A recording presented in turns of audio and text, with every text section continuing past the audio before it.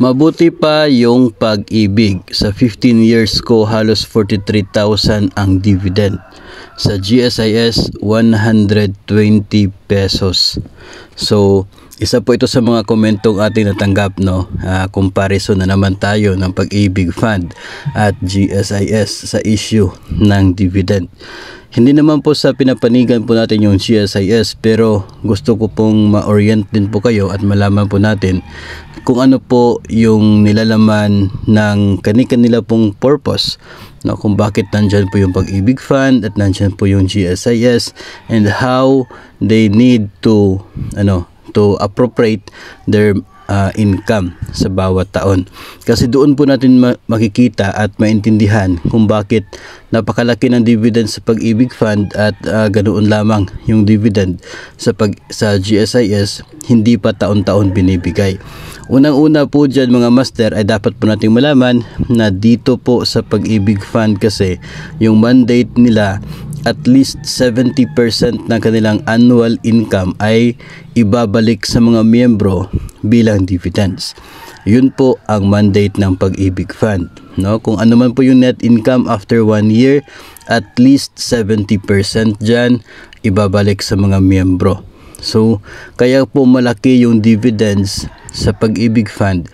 Kasi kung mayroon silang 1 billion na income, 700 million yan ay ibabalik sa mga miyembro. Paghati-hatian ng mga miyembro base sa kanila pong total contribution na nagsisilbing parang share nila doon sa Pag-ibig Fund. Kung matagal ka na sa serbisyo, 15 years, malaki-laki na rin yung naipon ninyong savings sa Pag-ibig Fund. So mas malaki na rin yung inyo pong total na parang share doon sa kanila, kaya mas malaki po yung magiging dividends niyo compared doon sa mga bago pa lamang. So yun po ang sa Pag-ibig Fund. Kung hindi po yan magagawa ng Pag-ibig Fund, then hindi po nila nagawa yung kanila pong mandate. Dito naman po sa GSIS, ang mandate ay masiguro na mayroong buwanang pensyon ang mga retired GSIS members, retired government personnel.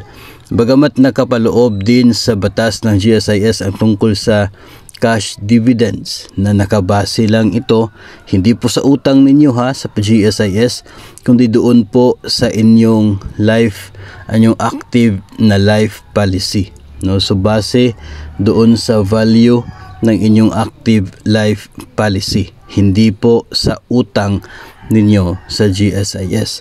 Ang problema lamang ay dahil sa hindi po mandatory na magbibigay ng dividends bawat taon. Ang pamimigay ng dividends ng GSIS ay nakadepende sa kung ano po yung desisyon ng board.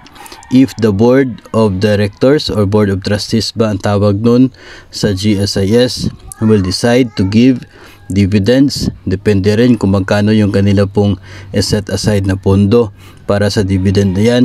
Yan ang paghati-hatian ng mga miyembro ng GSIS. Base na rin po sa kanilang I guess, I'm not sure kung equally ba yan or base sa kanilang life policy na value.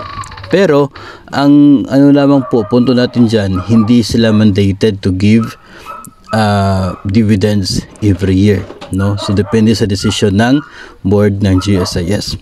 Ang mandate sa kanila na dapat nila masiguro na yung kinikita nila ay mapupunta doon sa kanilang pagbabayad ng pensyon sa kanilang mga miyembro, mga retired na miyembro ngayon at in the future, no? Kaya po yung GSIS ay sinisiguro na mayroong malaking halaga na nakahanda para at least kahit po matagal na panahon ay kaya nilang tustusan yung pensyon ng kanilang mga retired members, no? Kahit po mag-stop yung kanilang pagtanggap ng contribution. So yung mga existing pensioners can receive pension for a long time dahil sa naipon na kinikita ng GSIS.